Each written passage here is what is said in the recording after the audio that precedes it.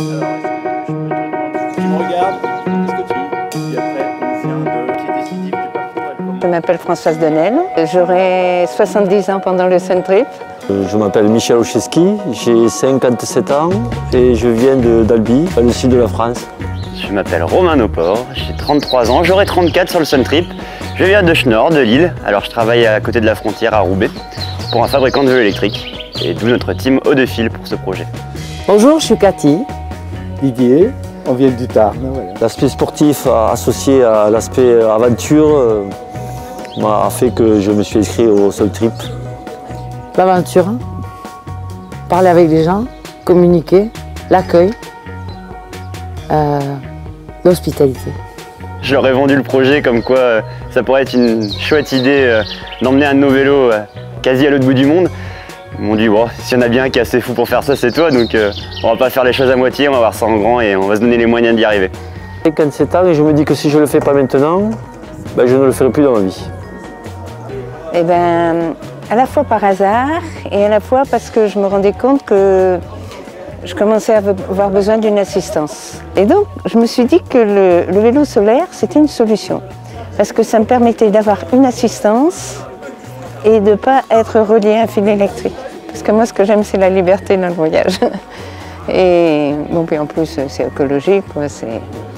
Pour moi, ça m'a paru la solution à mon problème où en vieillissant, forcément, on perd un peu de ses forces.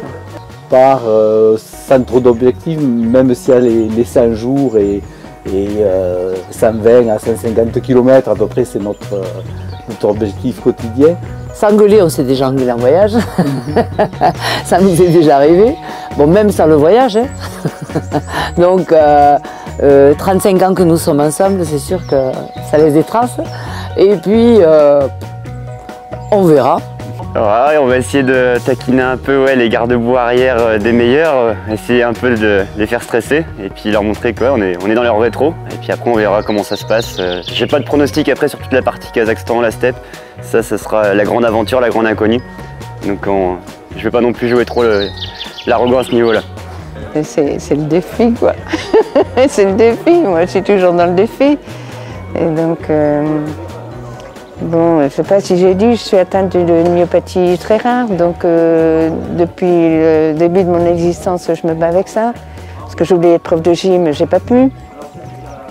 Bon, comme je dis, j'ai été médecin, c'est pas plus mal. Mais au départ, c'était pas mon souhait. Et donc depuis le début de ma vie, je me bats avec ça. Et inversement, ça m'a donné, je pense, une très grande force mentale. Et puis les voyages que j'ai faits font que je me suis rendu compte que le danger, il est beaucoup dans notre tête. Je pense que l'aspect mécanique, ça va être un point important. Parce que je ne suis pas sûr que le vélo va tenir 12 000 km sans problème mécanique.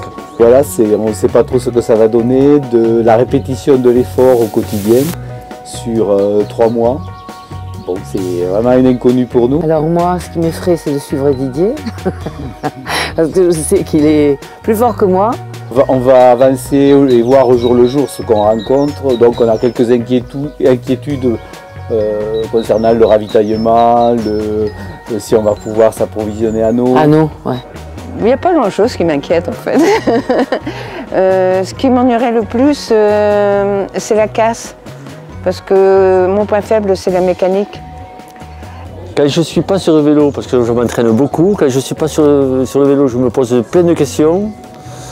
J'ai un peu d'angoisse, beaucoup de bonheur. Mais quand je suis sur le vélo, toutes les angoisses sont effacées et il n'y a que du bonheur. Après le passage de la Volga, là c'est déjà, on change de monde, on change d'univers, donc j'ai une vague idée de ce qui m'attend. Je pense qu'au niveau du climat et du relief, c'est pas là où il y aura encore les grosses choses qui vont décider des écarts, mais on peut perdre quand même déjà la course à ce moment-là.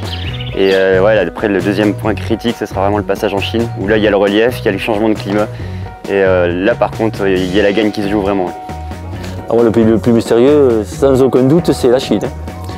Parce qu'il y a déjà le problème de la langue, de l'écriture, et pour moi c'est un pays complètement inconnu et c'est un grand pays. Donc là je pars dans la grande aventure, dans l'inconnu. J'imagine tous les Chinois, tous les habitants de Canton au balcon et à me crier un bravo en chinois et en m'applaudissant. Tout simplement. Tout simplement. Je vais pleurer comme une madeleine. Je pense que même à partir de 500 km avant Canton, je vais pleurer. De la chaleur humaine, de l'accueil, ça dépend quand est-ce qu'on arrive. Il faudra qu'on se trouve un container nous-mêmes. Et puis, j'espère pas. Mais bon, on veut faire le voyage. Voilà. Alors, je pense beaucoup d'émotions parce que Oui. voilà, d'avoir La accompli fatigue. le voyage, ce défi-là, quoi. Et voilà, je pense qu'on aura peut-être la larme à l'œil Oui. de ce qu'on arrivera. Je suis pas trop habitué en voyage en vélo à être dans les énormes agglomérations. Donc c'est vrai que je suis plutôt dans la nature, un peu isolé. Là, c'est arrivé comme ça dans une mégalopole immense. J'arrive pas à imaginer ce que ça peut donner. Ça va être immense, ça va être grandiose. Et donc ouais, on verra bien. Je savourerai sur le moment. On est un peu taré, quoi.